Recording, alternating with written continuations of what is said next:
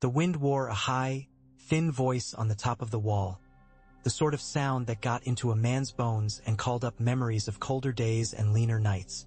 Jon stood with his gloved hands on the ice-rimed Merlin and watched the long, pale north return to itself under another fall of snow. The flurries came like drifting ash, layered and light at first, then thickening until the world beyond the wall's edge was no more than suggestion. Blurred black of pines, grim teeth of hills, the narrow white mirror of the milk water. Even Ghost had gone still beside him, red eyes narrowed against the stinging flakes. Beyond his breath and the wind and Ghost's slow pulse, he heard the wall working. Distant groans in the ancient ice, the thrum of the lift, the faint clatter of chains. Castle Black slept late these days, lulled by storms and worries that came on in the dark and sank deeper by dawn. Men rose slow when the nights were long. They rose slower when their dreams had teeth. He did not turn when the footfalls came behind him. Only one man in Castle Black walked with the purposeful weight of a king and did not bother to soften it. "You spend your life in the sky," Stannis said, stopping to stand beside him, square-shouldered beneath a dark, fur-bound cloak. "Come down before you forget how ground feels." "The ground is cold," Jon said, watching the snow erase distances. "Up here you can see it coming. Up here you can do nothing about it," Stannis said. His breath smoked as he spoke. "You know why I have come. You've made the offer 3 times, Your Grace." "You did not refuse the 4th, Stannis said, and when Jon glanced at him, the king's face was iron. "You asked for time. You have had time. Time is a thing we do not have." Jon had slept but little, and what sleep he snatched broke into fragments. A dire wolf pacing frostbright halls, a hall of dead kings, antlered shadows moving like stags in a snare, a fire that showed him a knife coming and did not tell him from where. He had woken with the taste of iron. He had stood on the wall, feeling for the old steadiness that had always come to him in the height and cold, and found only a soft tilt, as if the world had shifted half a finger's breadth to the left while he was not looking. "I swore a vow," he said, quieter. Stannis did not roll his eyes like a younger or more impatient man might. "You swore to protect the realms of men. That's part of it." "It is the sum," said the king, turning his head at last to look full at him. There was something like pity flickering in Stannis's eyes, though it was so thin that Jon might have mistaken it for the reflection of pale light on pale blue. "Your brother Robb is dead. Your father is long dead. Your mother and younger brother lost in war. Your sisters, where are they?" The wind hissed softly. Snow gathered along the edge of the Merlin like salt on a blade. "Dead, maybe," Jon said. "Or hiding." "You don't know," Stannis said. "You cannot know from up here. Below the wall, the north is a starving wolf with a broken leg. It gnaws its own flesh. The Boltons sit in your father's hall with a false girl in your sister's name. The Freys fatten themselves and lose men in the dark like children with a lantern they do not know how to carry. The Ironborn hold Deepwood. White Harbor eats and smiles and plots. The mountain clans remember the old ways, because the old ways are the only ways they have left. There is no lord in the north that all the north will follow, except a Stark. I am a king. I have a lawful claim. The law is a thin cloak in a blizzard. A Stark is a fire in a cold house." Jon said nothing. He had imagined the words and the shape of them for days now. He had tried them on his tongue as if they were names and decided none of them fit. Stannis's voice brought them out with a weight Jon could not escape. "I can give you the name that is yours by blood," Stannis said, soft and flat all at once. "If you will take it up and hold it where all can see, I will call you out of that oath you clutch like a drowning man. I can bestow a lordship. Your vows, I cannot unmake them, but think on the words. Think what they ask of you. Think what they were made for. There have been winters when wolves had more friends at this wall than men. Duty does not always mean staying in the place you began." The white fell between them. Jon imagined the words falling too, sticking to the ice and melting it in small places. He watched his breath in the air and saw, briefly, his father's face in it, a trick of wind and wish. "If I go," he said, and his voice changed of its own accord, took on a rasp he had not put there. "I go as a deserter." "No," Stannis said. "You go as my sworn man, carrying my justice. You go as the Stark these wool-clad heathens will rally to open their doors and give me their salt and bread. You go to take your father's hall back from a pair of bastards and their dogs. And you do it because if it is not done, then when the dead come south there will be no hearth worth standing at and no men at the hearth to stand with." The snow eased, and the dark beyond the wall trembled in new lines. A blue distance opened under the whitening sky. Ghost nosed Jon's knuckles, the old soft insistence working through wool and leather as if to remind him of the shape of his hand beneath them. He let his fingers drift through the wolf's thick winter coat and felt heat and life. "Come below," Stannis said after the moment stretched thin. "I will have the parchment drawn up." Words do not make a man, but they chain other men to regard him as more than he was before, and we have need of chains. Jon thought of the weirwood in the grove, its red leaves long blown, its face slow to change as any stone. He thought of the sayings around the night fire, of a world larger and colder than any man's plan. He thought of his brothers, faces dour and loyal and sullen and frightened. He thought of swords. In the dark, a vision so clear in his nights that he had begun to look sideways at shadows his eyes knew perfectly well were only shadows. He thought of winter. He had always been thinking of winter. "Yes," he said slowly. He closed his eyes as if to feel the word in the space of his skull. The wind caught it and tore it apart. When he looked at the king, Stannis had gone unusually still, as if some important piece within him had finally met the tooth it was meant to turn. "I will take your name for me. I will take my father's place if I can win it. I will do it for the same reason my brothers stand on the wall and eat slim meat and bear the cold. I will do it because the night needs men in it. I will go south to bring men north again when the time comes." He did not say father. He did not say Eddard. He did not say I am sorry. "Good," Stannis said. He nodded once. "Come down." They left the high ice and the pale, unending distance and descended into the dark of the tower. The thick stones were warm from fires banked in braziers on the winding stair. Jon felt the cold leave him by degrees. He felt something else take its place. The shape of it was not relief. It was heavier. In the king's solar, Melisandre stood near the hearth, laughing softly at the flames. The shadows the fire made were tall and stilted, like men walking on long legs. When she turned, they moved differently, as if they too regarded Jon anew. The red woman's eyes were glossy dark. Her hair looked black in the poor light. The jewel at her throat woke and slumbered with each breath. She inclined her head the barest inch. "So," she said, "the wolf takes up the antlered crown's debt." Stannis did not look at her. "Have the parchment drawn.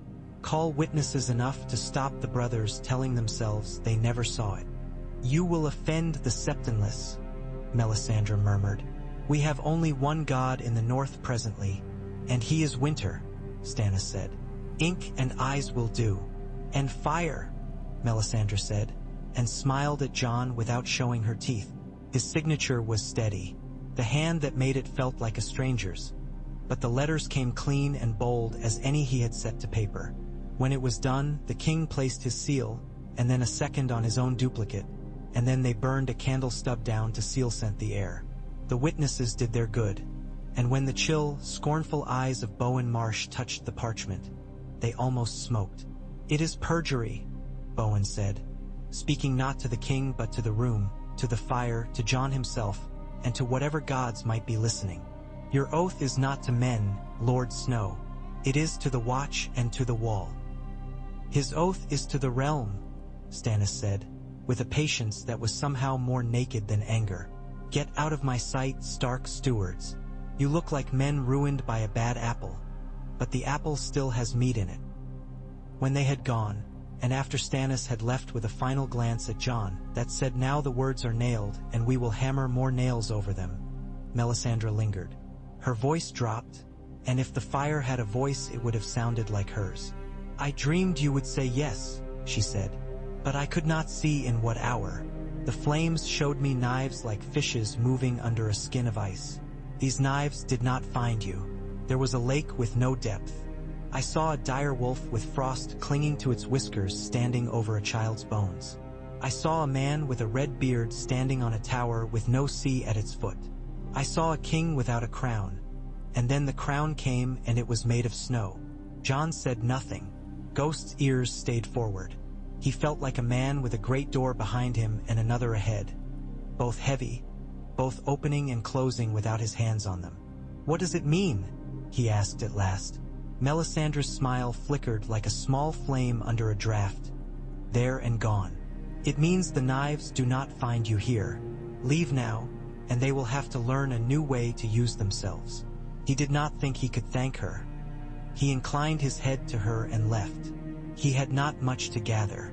Longclaw he buckled on with a sense that part of him had been waiting to do that every morning since the day Jeor Mormont put it across his palms. He took a plain cloak of dark wool and a second of thick fur. He took quills and ink and blank paper, because he understood too well how letters had begun to rule his days and did not presume the South had better quills. He chose 3 men for his small retinue, not because they were the best or most loyal, but because they were the ones whose silence would make the fewest ripples in the pool he was leaving. Ed Tollett with his weary eyes and the humor that existed like a dry branch that refused to break. Iron Emmett, whose steadiness was a weight Jon could put his hand on, and a boy with ink-stained fingers who could ride and draw a decent map. Ghost walked at his heel as they crossed the yard. Snow softened every line. He found Val at the gate, wrapped head to foot in white. She looked like Winter's daughter. Her pale hair was braided against her skull, and her face was wind-burned and unafraid. When he told her, she nodded as if all this were already something she had made her peace with. "I will not come south," she said. "There are more free folk here than any of your black brothers want to count, and fewer than they think. They need a face to look at that is not yours. When you are Lord Snow, and if you live to claim it, send for us then, if you still think it worth the trouble." "I think it is," Jon said. "Do you?" she said, and her smile this time held the same hard humor as Ed Tollett's, a bitterness that did not ask to be sweetened. "I watched you choose. It is well, for you are not the sort to chew on one choice until you starve. Go. We will guard your wall until you come back to guard it better, or to die with it." He wanted to say wait. He wanted to say this is wrong in 100 small ways. The tea will fill my nights with ghosts. He said only, "Keep them together. I am not the mother they named me for," she said, tugging her hood up. "But I know a thing about wolves. If you do not find us in your house, you will find us in the woods. It is the same thing. Go, Lord Snow." He went. The men who watched them leave tried not to stare and failed. Bowen Marsh stood beneath the armory's overhang with his face like a carved apple left to dry. He kept his hands in his sleeves as if afraid they would betray him. Jon did not meet his eyes, not out of cowardice but because there were already too many axes cutting his attention into splinters, and he could spare nothing for a fight that would require names he did not want to say. They rode under a sky as low as a kettle lid, toward a king's long patience and a war with as many fronts as a winter storm. Stannis' column moved out the next morning under blowing banners that looked like hieroglyphs in the snow. Knights clinked. Swords chimed. Pack mules snorted and shook their heads. The mountain men came with their odd leather, their axes and their long memory of Starks. They were small fires along the march, old embers stirred, waiting for a gust. Too many banners felt wrong to Jon when he looked back and saw the wall like a pale mountain that did not move and would outlast all their horses. He made himself look forward again. The track south was a line of old cart ruts and newer hooves, sometimes covered, sometimes not. The cold got into them like an old habit. The first weeks were a palimpsest of marches. The king did not waste time. He rose early and rode long. The mountain clans spoke sparely and moved like ghosts beside them. Melisandre came sometimes beside Jon, her red mare placing its feet neat as a lady's dance. She spoke to him of the paths fire takes through wood and what it leaves behind, which was meant to be a lesson but sometimes might have been a threat. He answered with the sort of laconic politeness his father had taught him to give to priests. Even then, he found himself listening in the night to the wind with an ear trained to hear a cry for help. It did not come. At Deepwood Mott he tasted what it meant to be a name that filled the cold with warmth. When Stannis's men came under the spruce and fir, the snow bent the trees and made their arms creak. The ironborn inside the timbered walls were hungry, and hunger makes men foolish. The king sent riders with cloths tied to their spear points, and when those did not return, he sent Jon with 3 of the Norei and 1 monkish knight who never said anything but prayers. Jon rode under the timbers and called up to the watch with a voice that did not shake. "Open in the name you know," he said, and he had not known there was such power in simply saying what a man was when the men above a wall wanted to forget it. He named his father and his wolves and the dead. He said stark like a watchword, like a whetstone across the edge of a blade, and in the hush after the word fell, he heard feet running. Asha Greyjoy came out under a cloth of truce, thin-faced and amused. She looked at him as one might at a creature rumored but seldom seen, a thing with teeth in a shape one did not expect. "And you're the bastard prince," she said. "That's better than a flock of starving crows. Have you come to parley for my head?"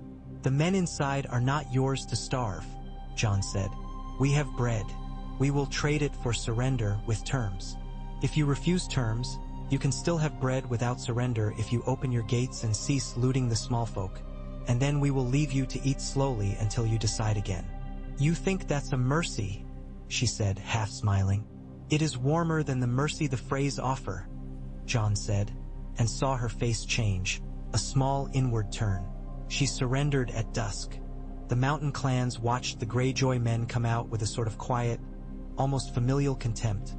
The contempt of men who knew hunger and had not eaten someone else's harvest to get through it. Stannis gave justice where he thought it needed to fall, and kept it where he thought it needed to wait, and that too was a lesson for Jon. Men did not always thank a king for the swiftness of his hand. They feared it. The North, in all its pride, had the memory of kings and the long echo of a different kind of justice, one delivered in the snow with a long sword and no trumpets.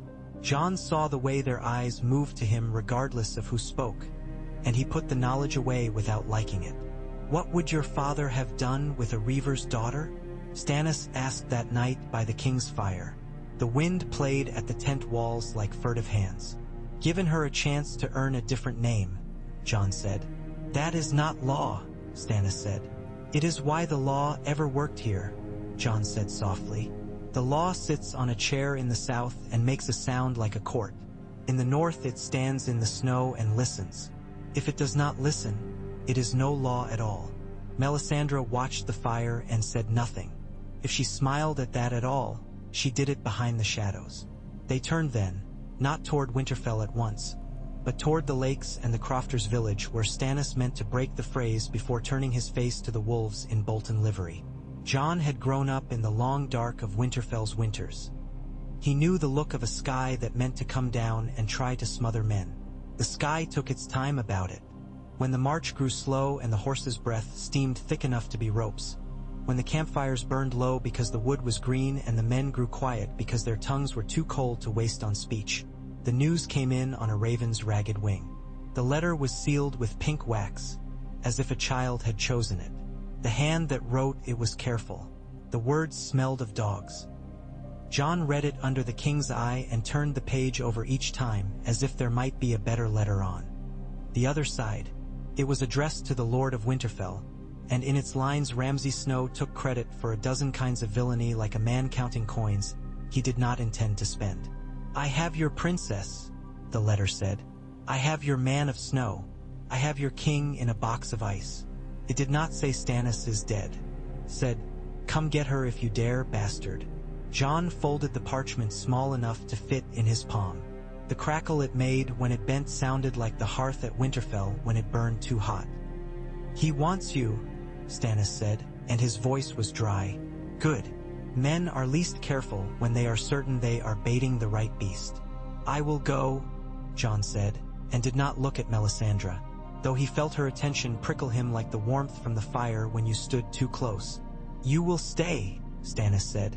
"You will ride with the mountain men when I tell you to ride, and you will show them a face they want to follow into a storm.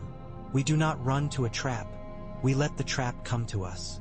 You taught me to move first," Jon said. I am teaching you to move last when it suits, Stannis said. You will unlearn much and not quickly. You will manage. This is the time to hold your name like a rock in your pocket and not spend it on a fever. The crofters' village sat by a lake like a dull mirror. The snow made islands of the huts and islands of the words men spoke. Stannis' plan was simple and clean, like the best of winter's work. He placed men where the ice would bear and where it would not. He used a wind that wanted to knife men open to blow their voices the way he liked. He let the phrase come first, all noise and banners, and did not move until their white-foamed horses had stamped on enough dangerous places to hear the hollow, and trust it and move over it again. He sent Jon and the Norei to the birch copse. The men from the mountains came like smoke, low and certain. Jon could feel their patience like a second skin. He could feel something else, too. A heat that was not heat. A burn that lived in the center of himself where he had once put the watchwords of the Night's Watch in careful order. He had left those words behind him, but not the thing they had named. The battle came in a white roar. The phrase went down with the ice. The lake took them into itself like a miser's chest taking coin. The parts that struggled on the surface had no purchase. Men flailed and grabbed at banners and cutthroats and each other, and the lake closed its mouth. Others fled. The mountain men moved out silent as owls and cut them off at the ridge. Stannis struck where a break began to show in the phrase center, and the break turned to a rip and then to an opening. It was neat. It was terrible in its neatness. Took less than an hour. Longclaw was red by the end of it, and Jon's arm shook from the repeated dance of blade on bone and leather, but his breath came clean and unragged, as if something in him had been waiting for the exact shape of this motion. A man in fine mail came howling out of the broken line at him and tried to spit him like a pig on a lance. Jon sidestepped and let the lance point skitter off his shoulder guard, stepped inside, and cut twice, short and efficient, as he had drilled. The man wore a silver trout on his torn surcoat.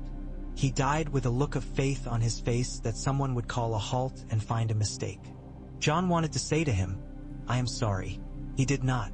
When it was done, Stannis came through the wreckage of men and broken gear with his face set in its ordinary grooves, as if the hours of killing had been a matter of setting a table. He wiped his blade on a dead man's cloak and rested for a moment by the crofter's well. "And now we go to Winterfell," the king said. Winterfell rose out of the snow like the back of a buried beast, familiar in its lines and freshened by the thick blanket that altered every angle. Jon saw the broken tower and the tower that looked whole and was not. He saw the first slope of the Godswood's branches beneath the snow like the backs of old white hounds crouched in expectation. He saw smoke where there should be smoke. He saw banners he wanted to rip down with his teeth. Ramsay Bolton did not starve. He sent sorties. He sent insults. He sent, at last, a raven with a second letter, a thing scrawled in haste and touched with blood. "Come if you will," it said. "Bring that red witch and your false king and the mountain savages who eat their dead. You will eat yours when my dogs are done with you." A day later, in the deep of a night when the storm paused to draw breath, a woman's scream carried up from the bolt hole east of the Hunter's Gate. It was too human a sound to be a trick of wind. The Spearwives came out of the dark like a story that had been told too often and was still surprising.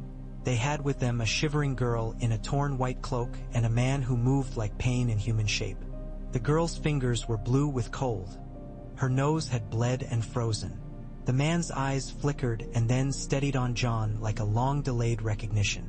"Reek," he said to himself. "What did you to her?" The man flinched. "Saved her, maybe. Why else would I have jumped?" The wall of Winterfell had a gap where the snow had drifted over the ice of the moat and made a slope like a promise. Ramsay had not quickly thought that snow could be a bridge. For all he had made bridges of men. Jon sent the mountain men in first and followed with a knot of armored men who had forgotten their fingers and remembered only the way their swords sat in their hands. The fight in the bailey was a confusion of breath and shouting and iron. Ramsay was not there. Ramsay was elsewhere, making men scream where he could enjoy it. Jon reached the great hall in time to see Wyman Manderly produce pies, and a smile like a man showing his grandchildren to a circle of dull guests. Freys fell ill where they sat, and one of them fell with his throat neatly slit be. Why, a kitchen knife that had leapt at him of its own accord from a girl who had been bringing bread. Men who had waited began to not wait. The wristwells broke away. A man from Barrowton cried the name he had been sitting on like a stool. Stark. It moved through the hall like heat.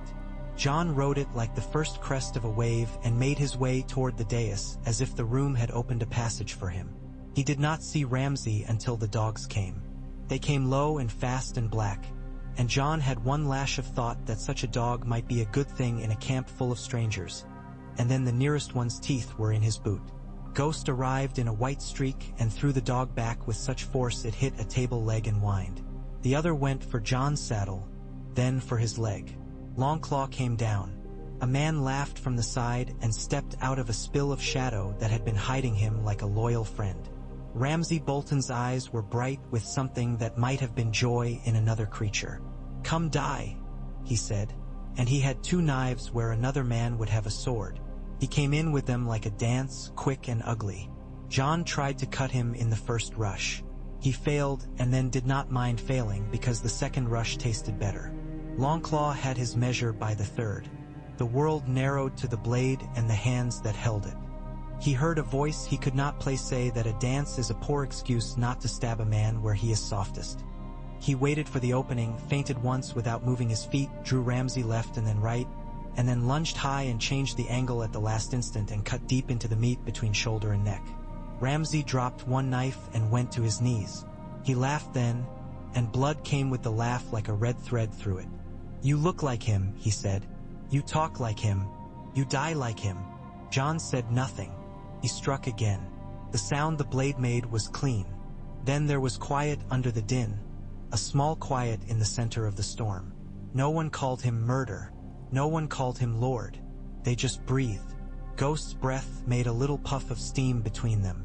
Jon knelt and set his gloved hand in the dog's bloody ruff as if he were taking the measure of a future he had not wanted and had not turned from when it came. Afterward, men peeled back the snow from the courtyard and found what the cold had meant to give back. Bodies and broken iron. A little ice beneath that had not melted because the day was so bitter that even victory could not warm it. They took Ramsay away. They found Roose Bolton in a tower room with a knife in his belly, and Maester Rondon near him with his eyes wide and surprised. Some said Roose had killed himself rather than face a Stark on the dais. Some said his pretty wife had done it with a sharp hairpin and danced away. Some said a shadow had come up through the hearth and whispered. Some said a woman with red hair and no fear at all had touched him and put the knife where she thought it should go. No one could say. It did not matter. Stannis stood on the steps of the great hall with snow dusting his beard and told the North what had happened as if it were a set of sums to be added up and checked. They listened. They looked at Jon's face when the king named him as Lord of Winterfell and Warden of the North. They shouted his name, and it came less like a roar than like the lowering of a blade into the sheath it had been meant for all along. It was only later, when the hall had been aired and the bodies buried in the hard ground of the Godswood and Jon had gone down into the crypt to stand among the kings who had once been merely fathers and sons and men with cold noses, that he felt the weight of it. The stone wolves watched with the patience of beasts that have never known hunger. "I have stolen your name to keep it safe," Jon said to the quiet in the stone. "I will give it back to a boy with your blood when he comes. I am only keeping it warm in the snow." He thought of Rickon then, untamed Rickon whose face had always been winter's defiance all rolled into a child's body. He thought of Sansa and a girl with red hair in a snow castle. He thought of Arya running with a wooden sword. He thought of Bran in bed with his eyes like broken glass and the voice of the old maester telling them the tales of the North that were bigger than any living man. He put his forehead against the cold cheek of the nearest statue and did not close his eyes. The days that followed taught him the names of rooms he had half forgotten and hallways he had run through as a boy. They taught him how to hear men without seeming to listen too long. They taught him the smell of his own hall when it was held by more strangers than kin. The weirwood in the gods would drip snowmelt like tears. The heart tree watched him as if it had an opinion. He did not know if he wanted its approval. He sent ravens. Some flew south like dark thoughts. Some did not come back. The cold held the North in a long, heavy hand. The mountain men returned to their hills with a promise that when Jon sent word, they would come. Wyman Manderly sat in Winterfell's hall and ate as if he meant to winter there, and smiled as if he had left something in White Harbor that would flower when needed. Ryswell and Dustin left in a quiet that looked like meekness and smelled like delay. Melisandre took up residence in a tower that had once held phantoms of another kind. She burned fires in braziers, and it made the stairwell smell of an odd sweetness. She watched the flames in a brazier as if she were reading from a book. When Jon asked her what she saw, she told him, not the way a witch would, but like a clerk reciting the day's contents of an old chest. "I see a ship with a merman's tail painted on its prow pushing through ice," she said. "I see men eating meat in a hall of green and white and wiping brown gravy from their lips with napkins stitched with little moons. I see a boy with wild hair running with a wolf on a shore where the sea looks like stone and the stone looks like teeth. I see the wall, and there are men on it again, too few by half, and there is a sound like a horn. I see you standing at a window, and the snow is coming in, and you are not closing the window because you are listening." "Listening to what?" Jon asked. "To the dead," she said, and her voice thinned for an instant, as if something inside her had turned and pulled the thread tight. He slept badly and woke often. When he woke, Ghost was sometimes there and sometimes not. The wolf went where he liked, and men treated him with the respect of creatures who understand that a beast might be wiser than they are on some nights. Letters came like flurries. One bore the crabbed hand of Samwell Tarly from Old Town and spoke of books and candles, and the way that even at the end of the world men found a way to have arguments about the color of a robe. Jon laughed when he read that, and then the laugh stuck in him like a chip of ice because Sam was far, and he would not see him soon. Another letter came from the wall, the hand neat and blunt and Ed Tollitz in every line. "We are holding," Ed wrote. "The king's men have gone, and so have you. We have more miles of wall than men to look at it. We hear them at night sometimes. A horn blows from Eastwatch when the wind is the wrong way, and it sounds like a dying cow. Hardhome blazes like a rumor. The dead walk the shore. Tormund Giantsbane says he will go, Lord. He says a ship is a thing that is less stupid than a horse and more stupid than a man. He says he will bring them that will come. He says this in the way he says the fire is hot and he does not love it and he will use it when he must. I have never liked the sea. That is not relevant, but I cannot think of much else. I enclose a list of rations. They are smaller. I remain." He read that twice and folded it and placed it under a weight on his table. He went out into the yard and watched men swing axes. He went down to the cellars and counted sides of beef. He walked to the godswood and put his hand on the heart tree as if it were a man he could argue with. "I am not there," he said to it, "and I should be." The face in the wood did not change. The snow slid from one branch with a soft scud. Tormund went to Hardhome in truth. The next letter said so and said less.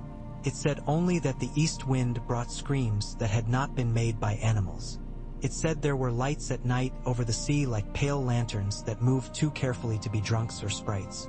It said the sallow woman from Skagos had come and gone without saying much. It said the Queen's men no longer warmed the halls with their prayers, and that this was both a relief and a chill. When the next ravens came, they came with ice whitening the bend of the quill where the letters bit deeper with each stroke. The letter said there had been a fleet of little boats and that most had made it, and that some had not, and that the ones that had not sunk the way boats sink but had stopped and grown still and silent, and that frost had grown on the ropes like fur. This letter had no neat ending. It had written, "I do not know how to write what I saw.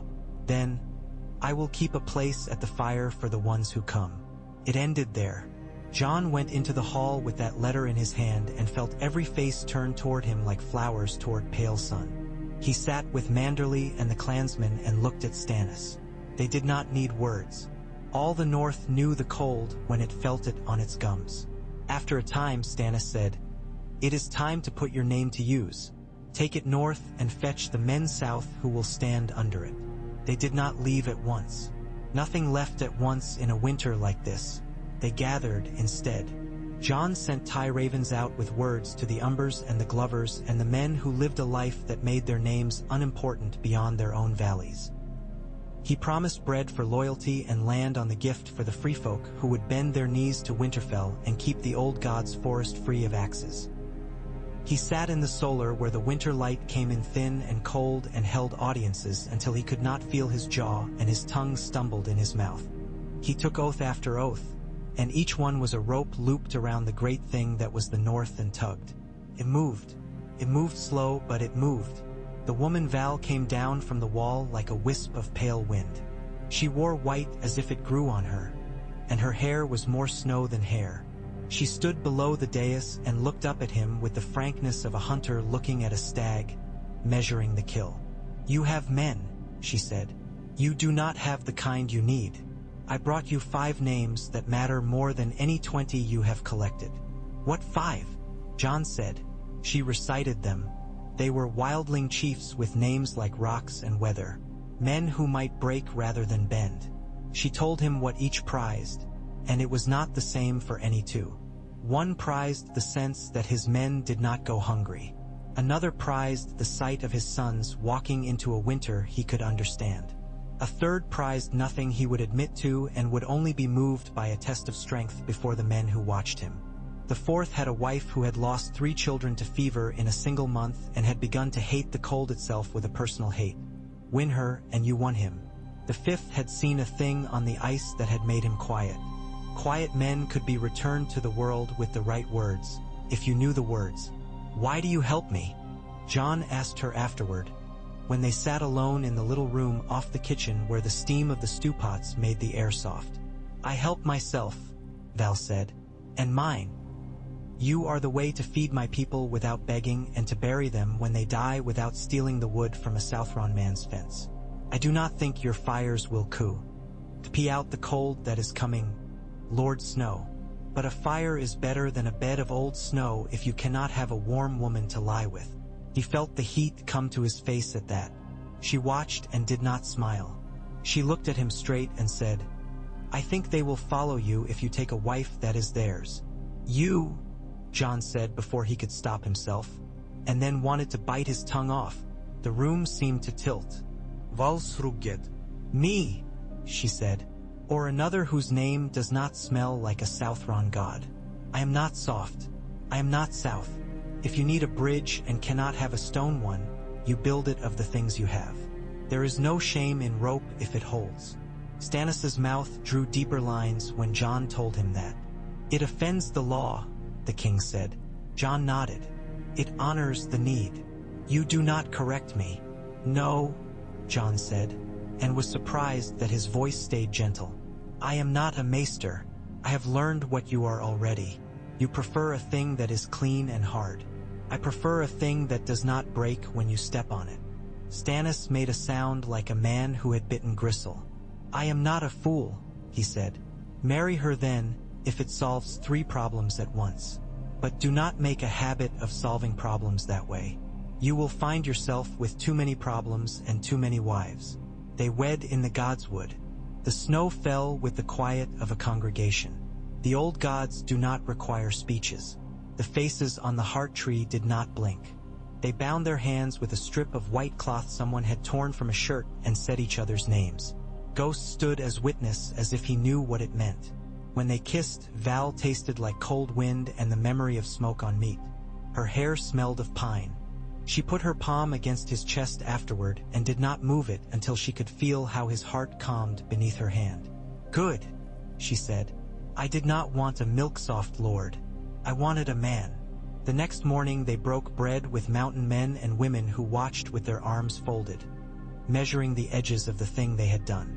The day after that, scouts came in with news of shapes moving at the edge of the woods east of the King's Road, white shapes with eyes like knives. No one asked what that meant. Men tightened their belts.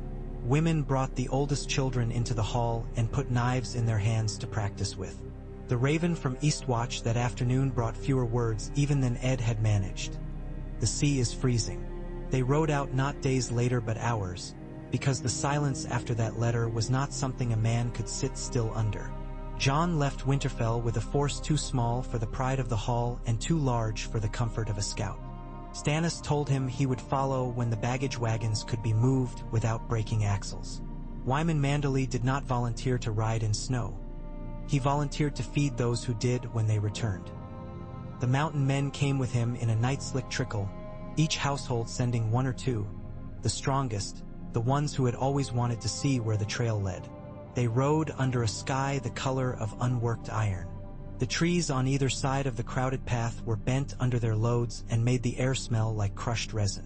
They slept in shifts and woke to cold that bit and chewed and did not stop after a few bites the way the cold of a thin winter did. Ghost ran ahead and then back with a joy no weather could dampen. He did not tire. Jon envied him that, with a part of himself that was still a boy. They met Tormund on the King's Road south of Queen's Crown. The big man sat a horse that did not love him and held a crude horn in one hand as if it had grown there. His beard had gathered white. It looked like a gust had frozen in it. He grinned when he saw Jon, and the grin was not a thing the cold could undo. "I brought you a few," Tormund boomed. "The rest I left to the dead and the others I left to men. People do not like to leave their father's bones. Hardhome is no place for a man to find himself." There was smoke, boy, and screams, and in the smoke a thing walked that put out the fire as it went, not with water. I do not know what to call it. I try not to call it anything. Let me warm my hands. There were 900 with him, wildlings mostly, and some of the watch who had gone out and returned, and some who had gone out and returned changed. They spoke little and watched the woods and looked for wood to burn like men always do. There were children, too, wrapped in too many layers of old furs. There were mothers with faces cracked by wind. There were old men who could not stop their hands shaking. Jon saw the shape of his vow in the line of them that moved down the road, thin and stubborn as a trail of ants in the snow. They took them in, all that Jon's numbers could hold, fed them the food they had and promised more when it came. They moved on because stopping with that many mouths meant death. They turned west out of the main road and cut their way through brush. They slept in the lee of fallen trees and the shadow of old stones. They lived. When they came to the place where the King's Road crossed the stream that sometimes froze and sometimes did not, the stream was a white bar. The sound that came from the trees beyond it was a sound with a shape. Jon felt the hairs on his neck rise. You could put a name to it, horse, men, enemy, but the name did not do it justice. This was a sound that moved like water under ice. The first of the dead came out at dusk. They came without steam. They came without breath. They moved like puppets dragged on careful strings, and that was worse than if they had lurched. Behind them, thin lines of cold air showed the others moving, the way a man might spot a fish under clear water by the way the light bent around it. Jon had fought the dead before. He had never fought them with so many old men and children behind him. He did not think of that once the fight began. That was true. He thought only of where to put his feet and how to keep his men from running when running would be the death of them. He shouted, and his shout was not pretty. He cut, and Longclaw did what a good blade does to dead flesh. Men of the mountain put their axes to use, and wildlings screamed the way men always scream when they are angry and not yet afraid. The others moved like cold ideas, and the air around them crackled with a sound like glass being ground under a boot. When they came near, Jon felt something inside him bend. Val fought with a knife and a spear she had found and did not mention where. She moved well, with lines like a hare running, and turned death aside a handful of times with the sense of a dancer who hears a drum that no one else can hear. Jon saw her once with the moonlight on her hair and thought not of marriage but of survival. They set a ring of fire and widened it when they could. The dead came until midnight and then came less, and then the woods were a place with echoes in it and no bodies to show for the work. Jon walked the ring. He moved from one man to another telling them that it had only been the first taste. He put his hand on men's shoulders until his glove smelled of smoke and sweat and something colder that he did not name. Tormund sat on a stump and blew his nose with a sound like a horn. At dawn they moved again. They moved because men who survived wanted to move. They moved because the dead would not be slow for them. They moved because the night fights had put a bite into their numbers that would only fester if they did not lay hands on hearths and roofs again. Winterfell came into sight like a promise that might or might not be kept. The gates were open. The banners were stark black and direwolf white. The yard was crowded. with fires and men and livestock and the sense of a town where a town had not been. Stannis's men had come in while Jon was gone and made the hall useful. Manderley had made the kitchen scream and smoke. The clansmen had come like a trickle that turned into a small river. They had been ready to fight. They were ready to be relieved as well. A boy ran across the snowy yard when he saw Jon dismount and flung himself at his knees. And Jon recognized the boy's face with a jolt that only came after he put his hands on his shoulders. The boy bore the badge of House Norrie, but the eyes of a girl who had climbed walls to get at apples and broke the iron rings on the barrels in the cellar to get at pickled herring. She told him in a three-breath rush that the Manderleys had sent boats north along the coast, and that some had returned with men whose teeth chattered and whose eyes were wrong, and that Davos Seaworth had not shown his face, and that Wyman had smiled when men asked after him and told them not to worry. He was at the place he was most needed of all, which was not always the place a man wanted to be in winter. In the hall, Stannis looked at Jon's battered face and made no comment. He turned to Val and bowed as if she were a queen he had grown used to bowing to and did not like it and was learning to get used to that too. "We will hold here," Stannis said. "The dead will come. We will feed those we can. We will burn what needs burning. The law says that no man of the Night's Watch can hold a lordship or father a child or sit a throne. The law can go to hell. The law was written by men who did not stand with this wind at their teeth. We are at the end of the writing. This is where we throw down the ink and pick up whatever weapons they have left us. If you have prayers, say them. If you have words, use them. If you have good steel, oil it and put it by. I will go among the men and remind them why they are here." "You will be a king," Jon said. Stannis's mouth twitched. "I will be what is needed," he said. Val came to Jon and reached for his hands. Her fingers were warm. The hall hummed with men making small noises with the things in their hands. She pressed her forehead to his. He knew because he could smell her hair, and because Ghost went still and watched them as if they were a thing he had been waiting to see happen. "We will make a long night," she said. "We will make it so that when the story is told, they will say that we made a night so long that some men fell asleep twice and woke twice, and still the dark had not gone away, and still they did not die in it. It is all the same, Lord Snow. You guard the realms of men. You are only wearing a different cloak." The night that followed did not ask for a name. It simply fell and did not get up when you nudged it with your boot. Jon stood on the battlements and watched the line of black trees and listened for the horn. He could smell the fires behind him and the human reek of a keep too full of men and not enough fresh air. He could feel the old stones under his boots. Stones he knew from a boy's runs and stumbles, and they felt steadier now than they ever had. He could feel the weight of the sword at his hip like a truth. He could feel Ghost's presence like a second heartbeat. The horn sounded from Eastwatch, so faint and thin that at first he thought it was only the echo of a sound in his own head. Then it came again, and Stannis had listened for horns at sea too long not to lift his head like a hound at a scent. It carried across the snow with a voice that men felt in their bellies and did not like the taste of. It was an old sound. Some men cried. Some men laughed, thin as wire. The ravens in the rookery took up their own mad chorus with a noise like coins spilling. Jon breathed through his mouth and tasted iron and smoke and a little old dust. He thought of the knives in the dark that had not found him on the wall.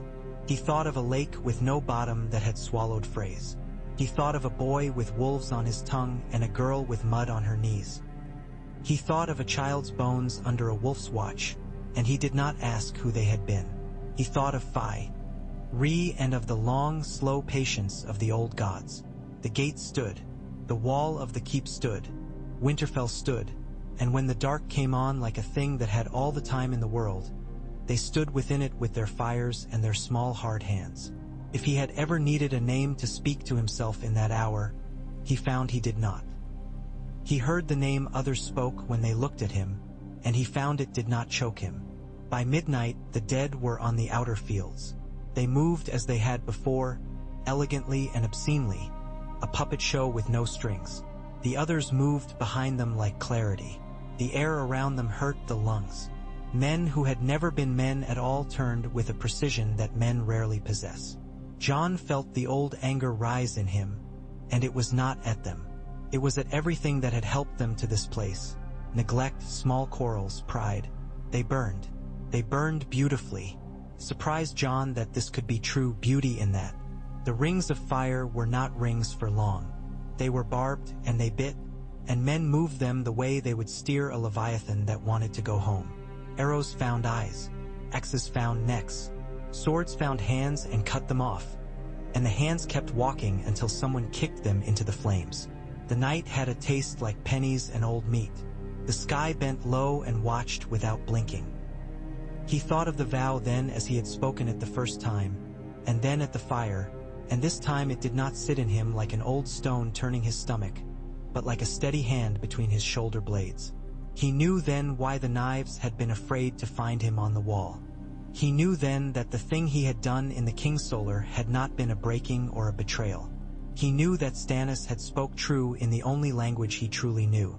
The oath had not been a chain to keep him in one place. It had been a line to draw on a map so that a man would not get lost. He saw a shape move along the inside of the ring of fire, and it moved awkwardly, as if it were not delighted with the body it had. He went toward it with his breath slow. It turned when he came near it, and its eyes were human once, and had not yet learned how to be anything else. It lifted a hand with broken fingers, could not speak. He put Longclaw through its breastbone, and the sound that came out of it then was a human sigh. He did not think about that.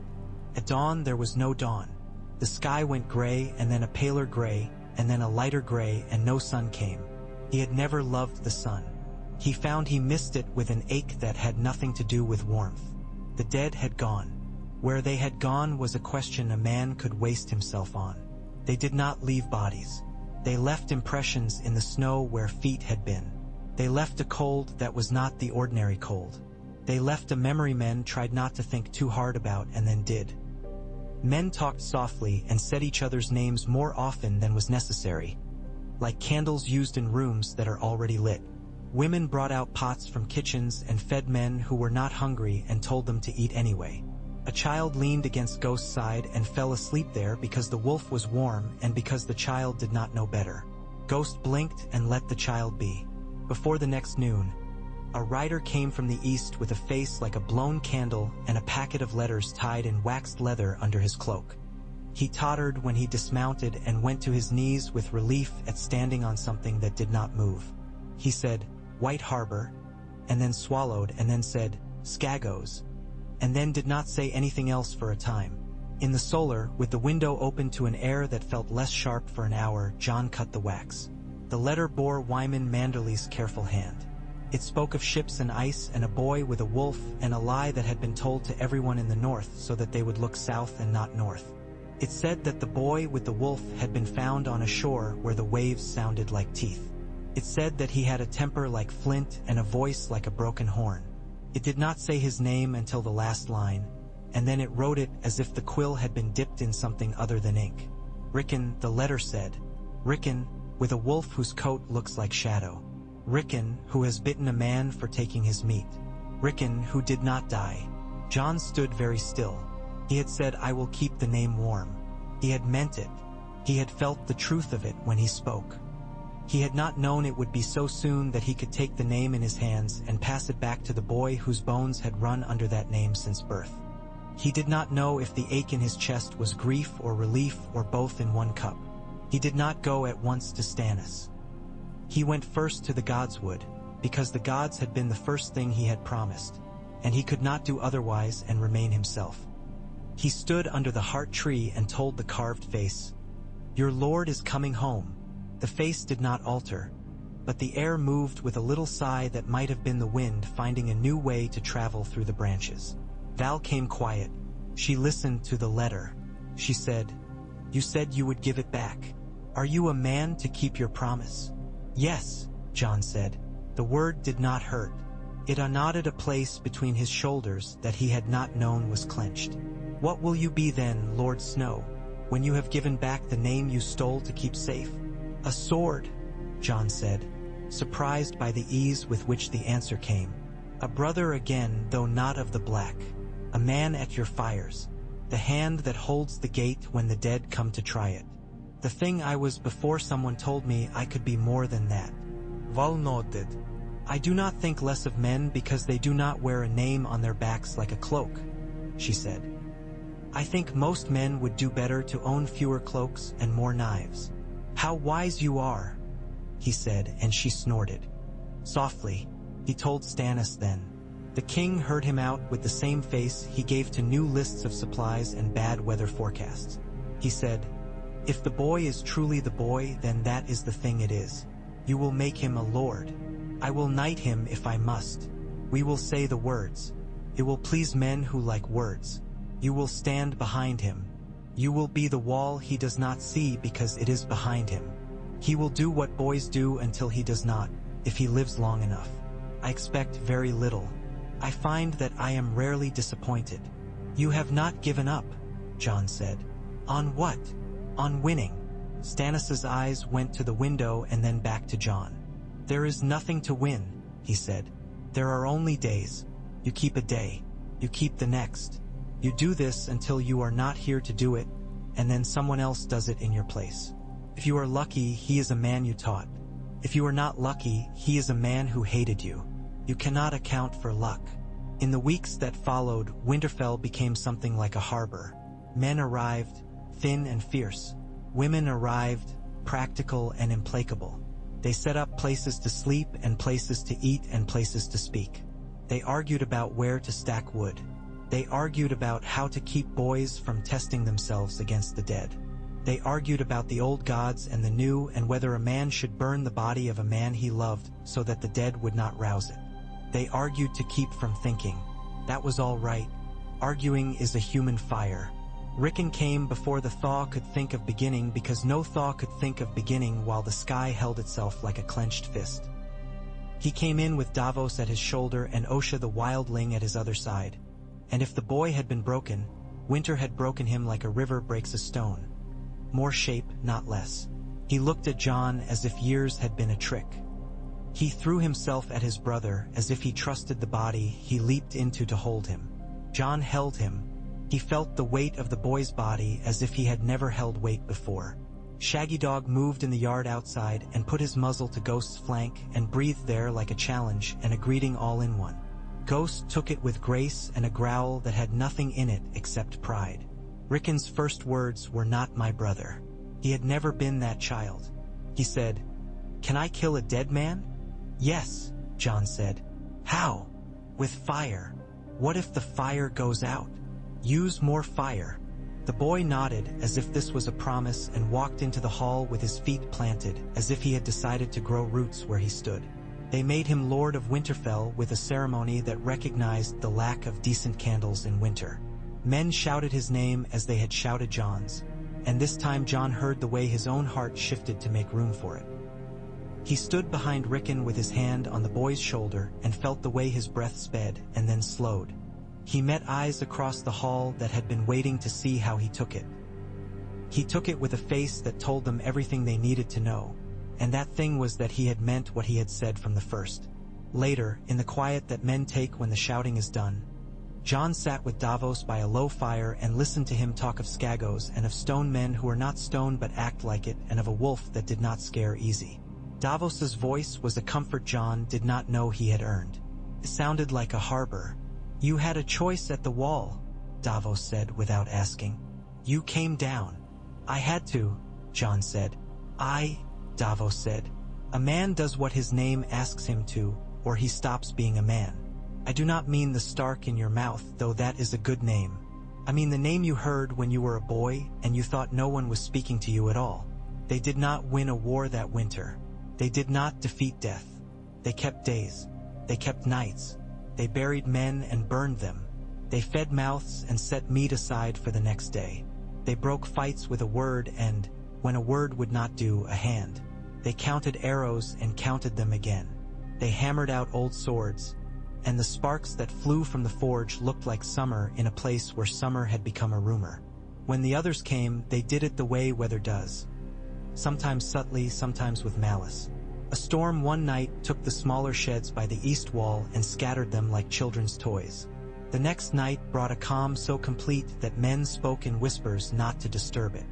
On the third night, a white hare came into the yard at dusk and lay down by the kennel and went to sleep, and no one could decide if this was a good sign or not. And in the deciding, men found a bit of laughter and took it like a small piece of bread. There were days when Jon stood on the battlements with Val at his side and Ghost between them and looked at the woods and saw only woods, and he let his breath go without thinking. There were nights when the howl began at the edge of the trees and went on until dawn, and men wept and wrapped their heads in old shirts to muffle it, and did not hear the silver note under the sound that said you can keep standing. There were hours when he put his hands on Rickon's shoulders and spoke to him slowly about holding the line and not letting anger turn him into a sword he could not control. There were minutes when the boy slipped and roared and frightened men twice his height, and afterward wept because he had frightened them and he wanted them not to be afraid of him. The letter from Sam came with a page torn from a book and a note in the margin that said, "If any of this is useful, and if your red woman would like to argue with the reason of old men long dead, give her my compliments." The page spoke of obsidian and of the difference between a body animated by a foreign will and a body animated by none. It argued that some fires burn cold and it was worth knowing which were which. Melisandre read it with interest and then went away to burn something and came back with a look on her face that no one in the hall had the right to interpret. Stannis did not die. There were whispers that he would. There were whispers that he would try to burn half the north to keep the other half warm. He did not. He burned what needed burning, which was less than many feared and more than some men had thought it would be. He judged. He did not judge always well, but he judged, and that steadied men who wanted to be told what the shape of the day was. He stood with Jon on the wall with the sky like iron and said, "I do not know how to make a world. I only know how to keep the one we have from coming apart in my hands." Jon said, "That is enough." And for once the king did not argue. When the spring came, it did not announce itself with trumpets. Came the way ice melts on a window one morning when you are not looking. A drip began on the eve by the armory. A pigeon landed on the south tower and then shuffled again because its feet were too cold to stand, and then it stood, and you knew then that something had shifted and you could not say what. A child went out without 3 layers of fur and did not die for it. Men laughed slower. The dead came less often and then not at all for a week and then for 2 weeks and then for longer, and each day without them was a stone added to the wall inside Jon, and he did not want to think of what would happen if someone took one of those stones out suddenly. He did not put his sword away. He did not put away anything sharp. He did not stop setting men to look north and east and west and to listen. He did not stop listening himself. He did not give up the habit of waking at any noise. He did not unlearn how to tell the difference between a man's footfall and a woman's or a child's or a ghost's. He did not forget the weight of Rickon's shoulder under his hand. In time, there were fields to scuff at with a stick and think of seed and women to go to the river for water and come back wet and laughing. There were boys to take to the yard and put wooden swords into their hands and teach them the courtesy of not breaking fingers when a wrist would do. There were letters to write and lists to make and a roof to mend and a section of wall to reinforce and all the small tyrannies of a keep that is alive. There were too many memories. There were enough. Jon stood under the weirwood with the thin new green of spring showing at the edge of leaves that were not yet leaves. And Val stood with him and listened to the water and to the impregnated silence of sparrows in the eaves of the great hall. Rickon ran past with Shaggy Dog loping beside him and 3 boys of rough stock trying to keep up and learning slowly the grace of running in snow that clung to a man's boots. Ghost watched them and did not move, the way a lord might watch his sons from a hall and be careful not to puff them up. "You did it?" Val said, not in wonder but in a surprise that had the shape of respect. "What? You chose. There was no choice. There always is." He looked at the heart tree and wanted to say that he had been a boy who had believed that once he made a choice, the world would become a line that he could follow with his finger. He wanted to say that the world had turned out to be more like a skein of thread dropped by a cat. He said nothing. He said with his silence, which was the language the old gods preferred. "I will tell you," Val said, "what I have learned about you. You are a man who does not leave a door open that the wind can take advantage of. You shut it if you can, and if you cannot, you make a second door and you shut that one. You do not like to be surprised. You do not like men who like to surprise other men. You are fond of boys who try to be men too soon, and you are kinder to them than you should be. You like the smell of wood smoke. You fear the smell of snow on a warm day the way a wolf does. You love a thing without wanting to keep it. This is rare. Where did you learn all that? In your bed, in your hall, on the wall, in your face, in the way you set your shoulders when you carry something too heavy and do not wish to scare the men watching you. He took her hand, and the ring of it in his hand felt like something he could carry in his pocket. He took a breath and let it go. He had done this before and would do it again. He would do it until his breath stopped. A raven came down early that evening. As the light went with a suddenness that said winter had not truly gone anywhere but had only stepped into a next room to gather itself. The bird's feathers looked like wet ink. It had a page tied to its leg in a way that said the sender had been in a hurry but had taken the time to do a job right. John took it in the yard and cut the tie and read the words by torchlight. They said that the dead were massing in the far north again, in a place the letter did not name, and that the wall had not fallen but it sang at night with a tone like a finger on crystal. They said there was a girl with red hair in a place of stone far away and a boy with a crown of bronze and brown hair in a place with a great river, and that men were at each of their throats as men are always at throats with crowns above them. They said Wyman was sick and smiled anyway. They said the sea looked wrong. They said, in a hand he knew, I do not think we have won anything, but we have made a place to stand. Do you remember the time we found a cat, and it scratched us both and we laughed because it was a cat and not a wolf? I think of that when I am afraid. Your friend, Sam. John folded the letter and put it inside his jerkin as if it were another layer of armor. He looked at the sky. He could not see the stars for the low cloud. He did not need to see them. He knew where they were. The winter had not ended. It never truly would. But men would keep days and they would keep the next days and there would be boys W. If wolves and men with swords and women with knives and stone that remembered their footfalls and a tree that watched with patience. He had chosen once and would choose again each dusk and each dawn, when he rose and when he lay down, and that was the thing that mattered, the way a man's hand knows where the hilt is without looking. He went to the wall of the keep and stood there with the cold under his boots and the life behind him, and the wind came this time as if it had decided not to bite. Ghost came to his side and leaned, and John set his hand to the wolf's neck and felt, in the quiet, the two of them breathing, and the breath of a hall behind them, and the breath of a world that still went on and would, as long as men chose to keep it. They had not been saved by a king, though a king had done his stubborn work.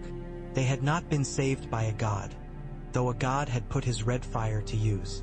They had been saved, if saved was not too strong a word to put to the work of daylight, by a bastard who had taken a name and then given it back without bitterness, and by the hundreds of hands that had built fires, and by the quiet that had settled around men who were doing what men had always done when nights were long. The snow would fall again. The horn would sound. The dead would test the walls. A boy would become a man in a hall with a wolf by the hearth. A woman would teach a lord where a knife belongs. A king would mutter and judge and find that sometimes his best tool was the man who did not need a crown to stand where he was told to stand. John would take his sword in hand. He would walk the battlements. He would listen to the wind. He would keep the day. He would keep the next one. And if he lived to see the spring that was more than a drip on an eve, he would be surprised and grateful and not show either more than a brief smile in a hall where men watched him with eyes that wanted to learn how a man keeps standing when the standing is what the world needs from him.